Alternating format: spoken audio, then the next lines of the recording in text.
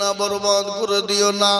লূত নবী আলাইহিস সালামের কওমদেরকে ধ্বংস করে দিয়েছো, নূহ নবী আলাইহিস সালামের কওমদেরকে ধ্বংস করে দিয়েছো।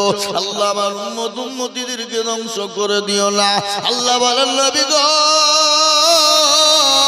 আমি আপনার উম্মতিদেরকে ধ্বংস করব না। কখনো জলকম্প দেব, কখনো ভূমিকম্প দেব, কখনো বৃষ্টি দেব, কখনো অনাবৃষ্টি দেব, কখনো মাঠ ভরা ফসল দেব, কখনো মাঠ ভরা ফসল দেব না। ওগো নবী, তারা যেটা পাবে সেটা জানে শুকরিয়া আদায় করে নিতে পারে। আজকে আমাদের শুকরিয়া নাই বাবা, শুকরিয়া আছে? কথা বলেন আছে? আজকে শুকরিয়া নাই। ব্যবসা যদি ভালো হয়, লাভ হয়, আল্লাহ কত ভালো রে। আর এক বছর যদি ব্যবসায় লাভ হয়, আর বক্তাকারী ইউসুফ সাহেব যদি বলে রোহার পাড়া মাদ্রাসা থেকে এসেছি গো, কিছু পাঠ দাও, বলে এই বলবি পাঠ লাগিয়ে ধুইছিলি, পাঠ নিতে হেতে বলে না, বলে না, ধরে বলো। আল্লাহ কোরআনে বললেন লাইন শাকারতুম লাযীদান্নাকুম ওয়া লাইন কাফারতুম ইন্না আযাবি লাশাদীদ। ও মুসলমান, আল্লাহ কোরআনে বললেন তোমরা শুকরিয়া আদায় করবে, যেটা করবা না শুকরিয়া করবা তো তোমাকে জাহান্নামের ভিতরে নিক্ষেপ করা হবে। ও মুসলমান গো,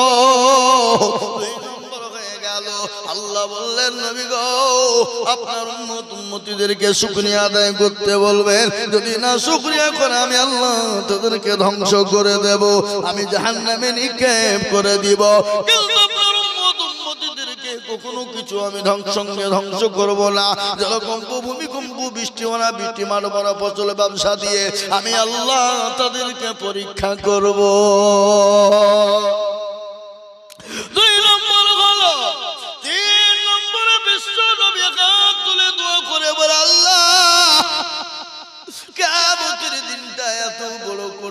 এত বড় ভয়ঙ্কর, এত বড় কঠিন হবে গো বাবু, যেদিন কেউ কাউকে চিনতে পারবে না। বিবি তার স্বামীকে চিনবে না, স্বামী তার বিবিকে চিনবে না, দোস্ত তার দোস্তকে চিনবে না, বন্ধু তার বন্ধুকে চিনবে না, ভাই তার ভাইকে চিনবে না। কোরআন বলে দিলেন ইয়াউমা ইয়াফিরুল মারউ মিন আখি ওয়া উম্মিহি ওয়া আবি ওয়া সাহিবাতিহি ওয়া বানি। কিয়ামতের দিন কেউ কাউকে চিনতে পারবে না। মাবুদ গো, আমার বিবি খাদিজাকে আমার সঙ্গে তুমি জান্নাতি করো। বিশ্বনবী দোয়া করলেন কার জন্য? হযরত বিবি খাদিজাতুল কুবরা রাদিয়াল্লাহু তাআলা আনহার জন্য। পেছনে ছিলেন কে? জোরে বলুন কে? হযরত মায়ের সঙ্গে সঙ্গে তিনি ওখান থেকে বেরিয়ে গেলেন। আল্লাহ নবী দোয়া শেষ করে তিনি বাড়ি গেলেন। বাড়িতে যাওয়ার পরে আয়েশাকে বললেন, আয়েশা সালাম খানা দিয়েছেন, আচ্ছা বলুন তো বিবিকে সালাম দেওয়া যাবে কি যাবে না?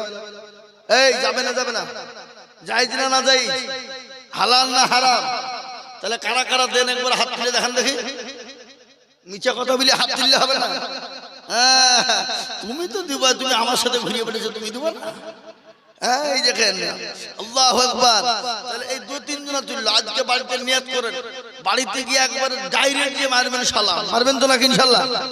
চোখ মুজে মেরে দিবেন। বিবি একটু হাসবে, বাবা মিনসা আবার মৌলবি হয়েছে গোবরে, একদিন দুদিন হাসবে। কিন্তু বাবজি আমার সোনার লালেরা, স্বামী স্ত্রীর মহব্বত আল্লাহর বড় নিয়ামত। শোনাবো আপনাদেরকে, একটু বসুন। স্বামী স্ত্রীর মহব্বত আল্লাহর বড় নিয়ামত। আর নবী বলেছেন মহিলারা চারটে কাজ দুনিয়ায় করবে, জান্নাতের 8টা দরজা দিয়ে চলে যাবে। সেটাও বলবো, কি গো বলবো না? সেটাও শোনাবো। আমি আপনাদেরকে বলবো মা বোনেরা তোমরা শোনো, তোমরা যদি দুনিয়ার জমিনে চারটে কাজ করো, জান্নাতের 8টা দরজা দিয়ে ঢুকবা। কেউ তোমাদের বাধা দিতে পারবে না, কেউ তোমাদেরকে আটকাতে পারবে না, কেউ তোমাদেরকে আটকে রাখবে না।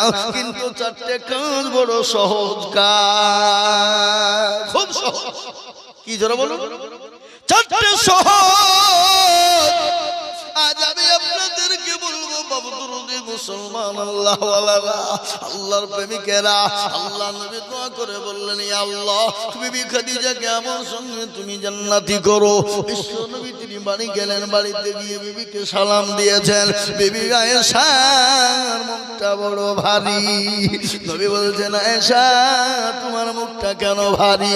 বলে, নবী গো আপনি ওই বুড়ি খাদিজার জন্য দোয়া করলেন, আমরা বিবি আপনার কাছে কি ভালো না?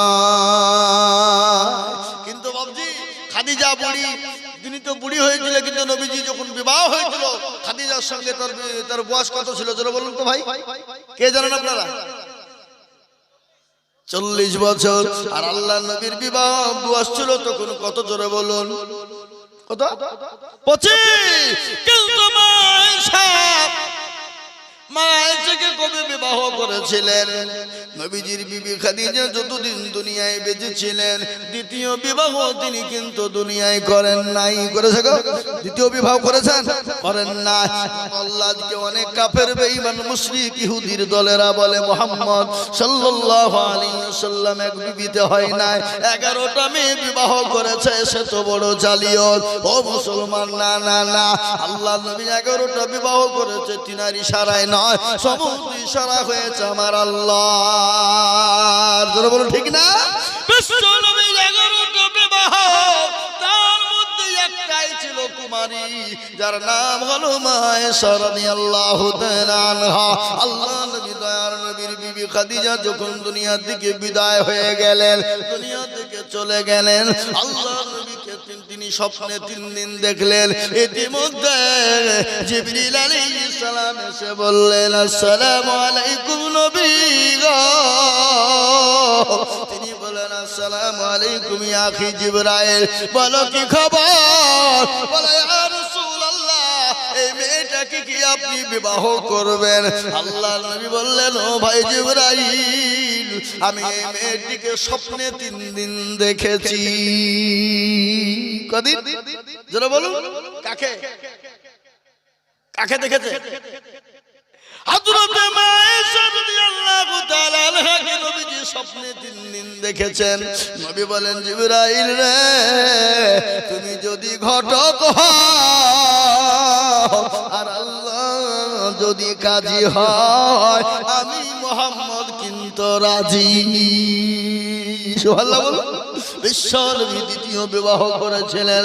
মা খাদিজাতুল কুবরা দুনিয়া থেকে চলে যাওয়ার পর ওই খাদিজার জন্য নবীজি দোয়া করেছেন, আল্লাহ কিয়ামতের দিনে আমার বিবি খাদিজাকে আমার সঙ্গে তুমি জান্নাতি করো। আল্লাহ নবী দোয়া করলেন।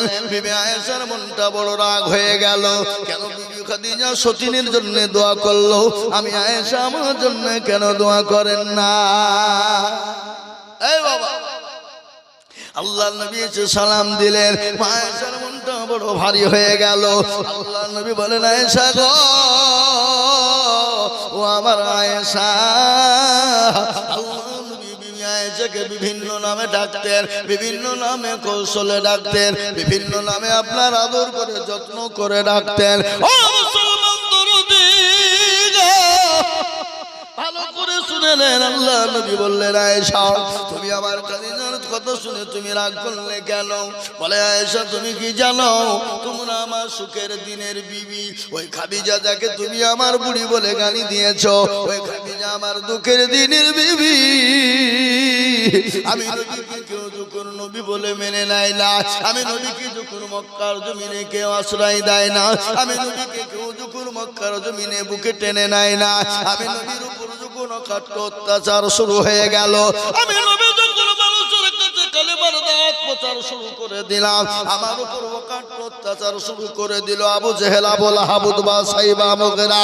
তারা আমার কাছে এসে বলল, আব্দুল্লাহ ইবনে মুহাম্মদ, তোমাকে দেশ ছেড়ে চলে যেতে হবে, আর নয়তো তোমাকে 5টা জিনিস তোমাকে ছেড়ে দিতে হবে, আর 5টা জিনিস যদি তুমি ছেড়ে না দাও, তোমার সঙ্গে যুদ্ধ ঘোষণা, তোমার সঙ্গে মক্কার জমিনে লড়াই শুরু হবে। কে বললেন? কে বললেন গো?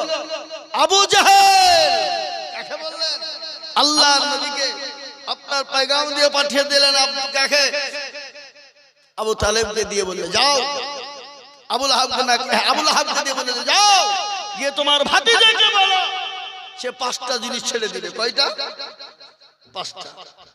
যদি ছেড়ে দেয় মক্কার জমিনে যা চাবে তাই পাবে, যা নিবে তাই নিবে। রমণী সুন্দর সুন্দর রমণী চাইলে পাবে, কিন্তু 5টা জিনিস তাকে ছেড়ে দিতে হবে।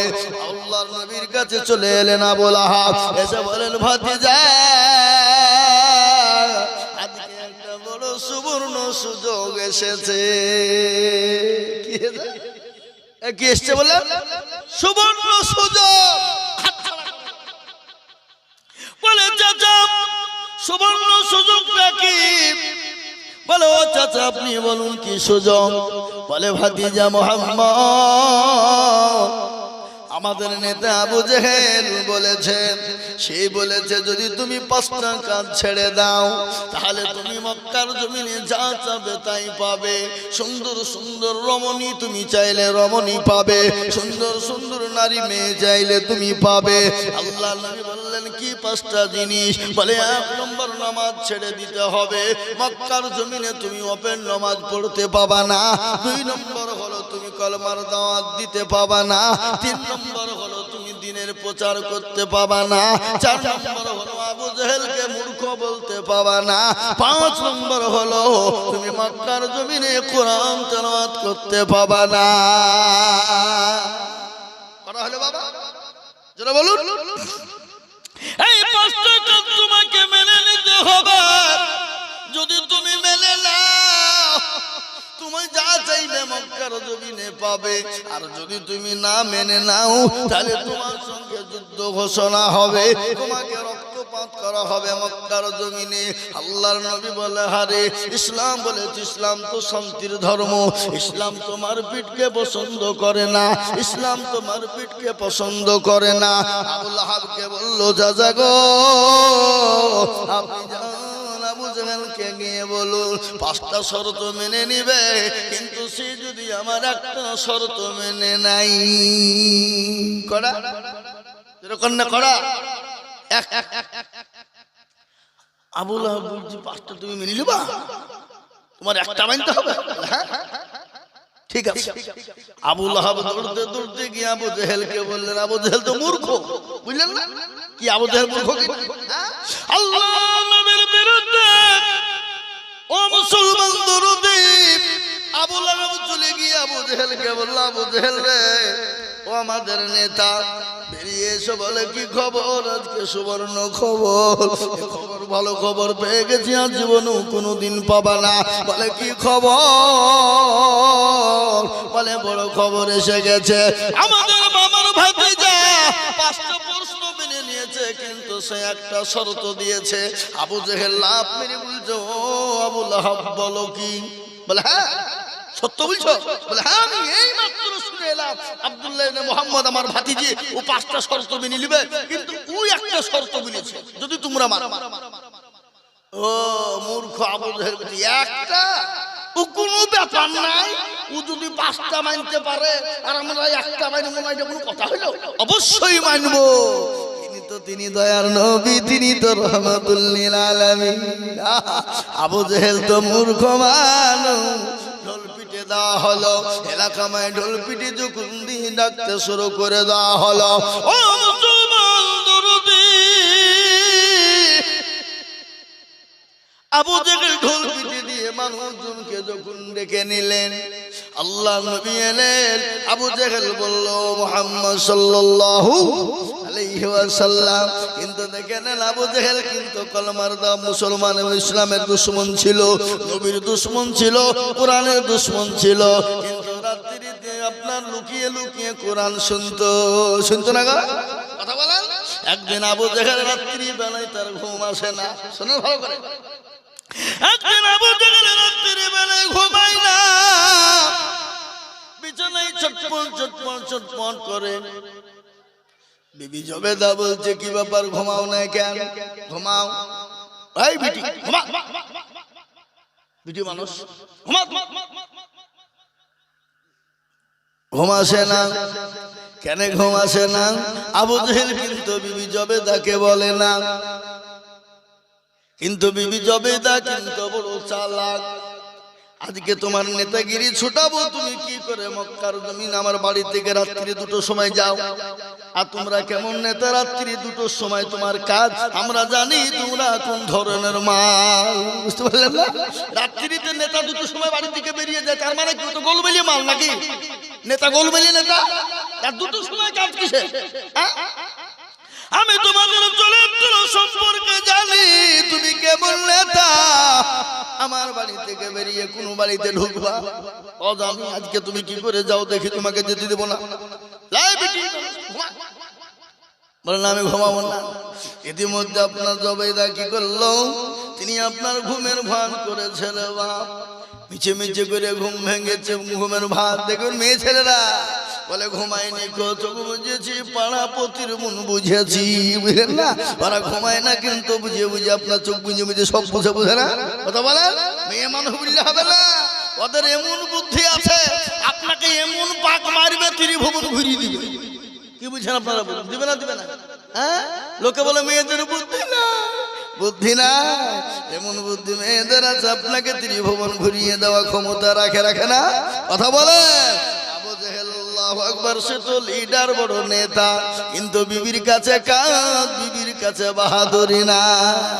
2টোর সময়তে আপনার লুক করে আবু জেহেল দরজা খুলে পালাতে যাবে, আর সঙ্গে সঙ্গে বিবি টান দিয়ে বলে ও নেতা কোথায় যাও, আজকে তোমার নিস্তার নাই, আজকে আমি ঘুমাই নাই। বলে বিবি যাবে আমাকে ছেড়ে দাও। বলে ছাড়া হবে না। বলে কেন? আমি ভালো কাজ করতে যাই, ভালো কাজের জন্য যাব। বলে তুমি নেতা, এত রাত্রি 2টোর সময় কাজ কি ভালো আমি জানি, পরের বাড়িতে ঢোকা ছাড়া তোমার কোনো কাজ নাই, আর নয়তো গেজা মদ খেয়ে কোথায় পড়ে থাকবা, তুমি নেতা হয়েছ, তোমার কাজ নাই। বলে বিবি রে আমি ভালো কাজে যাব। বলে না, কি ভালো কাজ বলতে হবে? বলে না বিবি বলা যাবে না, আমি যাই দিয়েছি আইনটাই রয়েছে, ও বিবি বলা যাবে না, আমি কোনোই বলবো না। বলে স্বামী আপনি বলুন কি এমন ঘটনা? বলে সঙ্গে সঙ্গে ডাক দিয়ে বলল কি? বলে বিবি রে আমি তোমাকে বলবো, কিন্তু বিবি যাবে না, কোনোদিন তুমি কাউকে বলবা না, তোমাকে আমার খবরদার তুমি। বলে বিবি শোনো, আমি আইন তৈরি করেছি, আইন আমি তৈরি করে আমি আইনকে লঙ্ঘন করে আইন ভেঙে দিব। বলে কি ঘটনা? বলে বিবি রে আমার মনটা এত উদল হয়ে গেছে। বলে কিরকম? বলে ওই ভাতিজা মুহাম্মদ যখন কুরআন পড়ে আমার দিলটা একবার এমন খোশ হয়ে যায়, পাগলের মতন হয়ে যায়। ও বিবি আজকে তো আমি আপনার আজকে আইন করেছি, ওই মুহাম্মদের কোরআন শুনতে যাওয়া যাবে না। ও বিবি রাত্রি হয়ে গেছে, ওই ভাতিজা মুহাম্মদ যখন কুরআন শুরু করে দিয়েছে, আমার আর বাড়িতে মন চাই না, আমি ওই দিকে টান ধরেছে। বিবি জবেদা আবু জেহেলের বিবি ডাক দিয়ে বলছেন স্বামী গো, আমারও তো তাই মনে হয়, ওই মুহাম্মদ সাল্লাল্লাহু আলাইহি ওয়াসাল্লাম যখন কুরআন তেলাওয়াত করে আমার বুকের ভিতরটা মুচড় দিয়ে ওঠে, আমার মুহাম্মদের পাশে গিয়ে আমি বক্তব্য কোরআনটা শুনি। ওগো স্বামী, আপনি যখন মুহাম্মদের কোরআন শুনতে যাবেন যান, কিন্তু আমাকে সঙ্গে করে নিয়ে যান। এই বিটি মানুষ আরে হলিয়ে তো হবে না। বলে না আমি যাব। মেয়ে মানুষ ভাবছি, বলে মেয়ে মানুষ নিয়ে গিয়ে বেড় পেতে যাবে, বিশাল বেড় পাকবে, না যা হবে না। বলে আমি মুখটু ঢেকে যাব, কিন্তু কাফের বেঈমানরা বুরকা পরে না, কাফের বেঈমানের বিবিরা বুরকা পরে না, কিন্তু বাবজি ঠেলার নাম বাবাজি। কি গো ঠিক না? ওই মুসলমান দরদি ভাই আমার শুনে নিন, কোরআন শোনার জন্য বিবি জবেদা চলে গেল, আবু জেহেলের বিবি আবু জেহেল সহ। বলছে স্বামী গো আপনি চিন্তা করবেন না, আমি এমন করে বুরখা করে নিব, এমন করে শরীরকে মুখকে ডেকে নিব, কেউ টের পাবে না।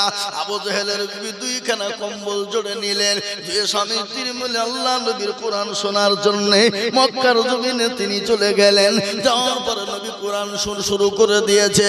আবু জেহেলের বিবিও জবেদা আর আবু জেহেল দুই দিকে দাঁড়িয়ে দাঁড়িয়ে কোরআন শুনে, কোরআন শুনতে শুনতে সকাল হয়ে গেছে, তারা আপন আপন ঘুম ঘুমিয়ে গেছে, চোখটা এঁটে গেছে, কেউ টের পায় না। হঠাৎ করে আবু জেহেল চেতন পেয়ে দেখছে বেলা হয়ে গেছে, সূর্য উঠে গেছে, তাড়াতাড়ি করে পালিয়ে যাবে।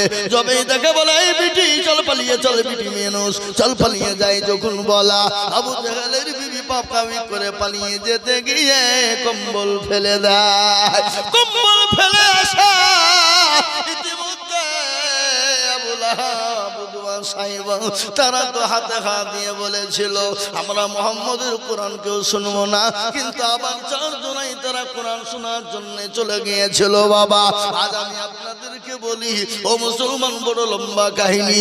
এ কোরআনের কত মজেজা, এ কোরআনের কত মর্যাদা, এ কোরআনের কত দাম, যারা শুনে তারা পাগল হয়ে যায়। যে কোনো বই আপনি একবার পড়বেন, একদিন দুদিন তিন দিন চার দিন পাঁচ দিন পড়ার পরে ভালো লাগবে না, কিন্তু কোরআন আপনি যত পড়বেন পুরনো হবে না। কোরআন যত পড়বেন তত কোরআনের মধু বেড়ে যাবে, কোরআন যত পড়বেন তত চাহিদা বেড়ে যাবে। আজ এই কোরআনকে নিয়ে গোটা পৃথিবী তোলপাড়। আজকে বেঈমান কাফের মুশরিক ইহুদি নাসারা খ্রিস্টান জৈন বুদ্ধ ডোমডকল মুচি মেতুন বাগদি কোল ভিল যত জাতি আছে, প্রত্যেকটা জাতি চাইছে কোরআন থবে না, কোরআনকে মিটিয়ে দেবে, কোরআনকে শেষ করে দেবে, ইসলামকে মিটিয়ে দেবে, ইসলামকে মিটিয়ে দেবে, কিন্তু কোরআনকে মিটানো যাবে না। কোরআনের মালিককে চিনিয়ে বলুন কে গো? কোরআনের মালিক বলেন আল্লাহ। আল্লাহ নিজেই বলেছেন লাহনু নাযালনা যিকরা ওয়া ইন্না লাহু লাহাফিজুন। কেউ যদি কোরআনের খিদমত না করে, হেফাজত না করে, আমার আল্লাহ নিজেই কোরআনের মালিক। আমার আল্লাহ তিনি বলেছেন আমি কোরআনের হেফাজত করব। আজ এই কোরআনকে নিয়ে গোটা পৃথিবী তোলপাড় রে বাবা। আজ আমি আপনাদের কাছে লম্বা বয়ান না, আমার পরে আরো বড় বড় বক্তা আছে, আমি বক্তব্য এখনই শেষ করে দিব, ছেড়ে দিব, কিন্তু তার আগে একটা কথা আমি বলি। আমি আইজুল হক সারা পশ্চিম বাংলা, আসাম, ত্রিপুরা, মেঘালয়, মণিপুর, উড়িষ্যা, বিহার, ঝাড়খণ্ড, পশ্চিম বাংলা, বাংলাদেশ পর্যন্ত আমি লাখ লাখ লাখ লাখ লাখ লাখ টাকা করে কালেকশন করা লোক, কিন্তু আজকে আমি আপনাদের কাছে লাখ লাখ টাকা বলবো না। কেন বাপ জানেন? বুঝার উপরে শাকের আটি চলে না, চলে গো? বুঝার উপরে শাকের আটি চলে না। আজকের দিনের বেলা আব্বাস সিদ্দিকী সাহেব ফুরফুরা শরীফ তিনি তো কালেকশন করেছেন, তারপর আমাদের হযরত মাওলানা খলিলুল্লাহ সাহেব তিনিও কিছু চেয়েছেন, কিন্তু বাপজি আমরা তো কুটকুটা মুখ বুঝেন তো নাকি? এই বাবা যারা বিড়ি খায়, বিড়ি খাবো না বললেও চুপ চুপ করে বিড়ি টেনে লুকিয়ে লুকিয়ে খাই না? এই খাবো না বললেও লুক লুক করে খাই টেনে টেনে, কিন্তু আমরা আদায় করবো না বললেও কিন্তু মন মানে না। কিন্তু আল্লাহর কোরআনের জন্য এই কোটি মানুষের মধ্যে আমি 10 জন দরদিকে বলবো, মা বোনেরা, বাপজি ভাইয়েরা, আমার মায়েরা গো, আমার বাবুজি ভাইয়েরা, বহু টাকা বহু দিকে চলে যায়, বিবি বাচ্চা ছেলে মেয়ের পিছনে চলে যায়, আত্মীয় স্বজন বন্ধু বান্ধবের পিছনে চলে যায়, তারপরেও বাবুজি আজকে ডাক্তারের দোকানে চলে যায়। আমি মাত্র 10 জন দরদিকে বলবো। 10 জন কেন জানেন? আল্লাহ নবীর 10 জন সাহাবাকে আল্লাহ দুনিয়ার মাটিতে জান্নাতি বলেছিলেন। ওই 10 জন সাহাবের উত্তরসূরি হয়ে আমরা জান্নাতে চলে যাব, আর হাতটা উঁচু করে বলবো, হুজুর গো আমার কাছে জান আছে কিন্তু মাল নাই, ওগো হুজুর পরে অল্প অল্প করে দিয়ে দিয়ে শোধ করে দেব। আমি মাত্র 10 জন দরদিকে বলবো, মাত্র 5,000 করে টাকা, আপনারা হাজার হাজার টাকা দিয়েছেন, তারপর আমি আপনাদের কাছে চাইছি বাপরে আল্লাহর কোরআনের খিদমতের জন্য।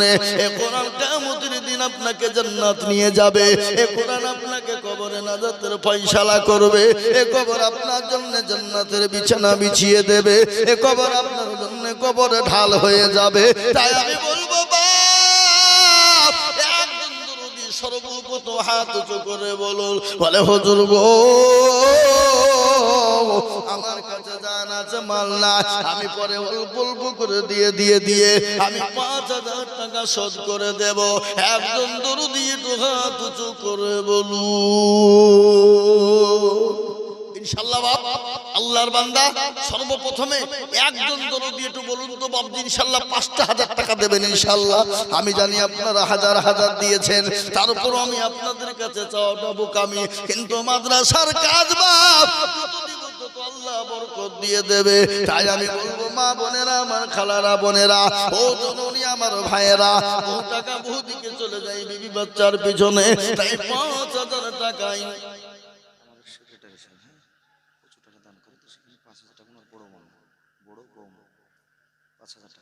সুবহানাল্লাহ। সেক্রেটারি সে মাদ্রাসার উনি বহু টাকা দান করেন। আলহাজ শরীফুল সাহেব উনি সেক্রেটারি, উনি বহু খায়রাত করেন। তারপরে উনার বৌমা, বড় বৌমা 5,000 টাকার দাতা। সুবহানাল্লাহ। যারা বলি না আল্লাহ রবিয়ারা বন্দি কোথায় ছিল, 5,000 টাকা দেখো মাদ্রাসাতে দিল। আরো আমি বন্দির কারণ আর দিও গো বন্দিকে তুমি সুখের বাঁধন। আল্লাহু আমিন। ও মুসলমান দরদি, এই দেখেন একজন 5,000 টাকা হয়ে গেল। নাম্বার 2,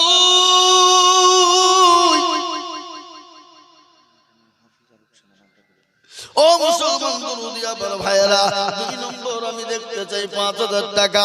যে প্রথম 5,000 টাকা দিল তার নাম হলো হাফিজা রুকসানা। আল্লাহ তুমি তাকে জান্নাতবাসী করে যা দিলে ভালো হয় তাই দিও, আল্লাহ তাকে সুস্থ করে দিও। আল্লাহুম্মা আমিন। ও বাপ, 2 নম্বরে কলমা লা ইলাহা ইল্লাল্লাহ, অপর প্রান্তের নাম মুহাম্মদুর রাসূলুল্লাহ জোড়া করার জন্য একটা আল্লাহর বান্দা 5,000 টাকা বলুন তো ইনশাআল্লাহ দেখি। আরেকজন কে আছে? রোহার পাড়ার মানুষ, এই দেশের মানুষ, এই এলাকার মানুষ। 2 নম্বরে একটা 5,000 কি গো, আর একটা 5,000 টাকা দেওয়ার মতো লোক নাই এখানে ইনশাআল্লাহ বলুন। 2 নম্বরে কলমার দোয়া করার জন্য একটু হাত উঁচু করে বলুন। আমি বক্তব্য করলে বক্তব্য লাইনে আদায় করে লাইনে চলে যেতাম, কিন্তু বাবদি লোকের অবস্থা দেখে আদায়ের লাইনে যাই নাই। আমি প্লেন বক্তব্য করে দিলাম আপনাদের কাছে। আমি আপনাদেরকে বলবো অল্পর মধ্যে সীমিত টাইমে 5টা করে 1,000 টাকা আপনাদের 10 জন দরদি দেখতে চাই। বা বলে হুজুর আমার কাছে জান আছে মাল নেই, আমি পরে অল্প অল্প করে দিয়ে দিয়ে দিয়ে দিয়ে দিয়ে শোধ করে দেবো ইনশাআল্লাহ।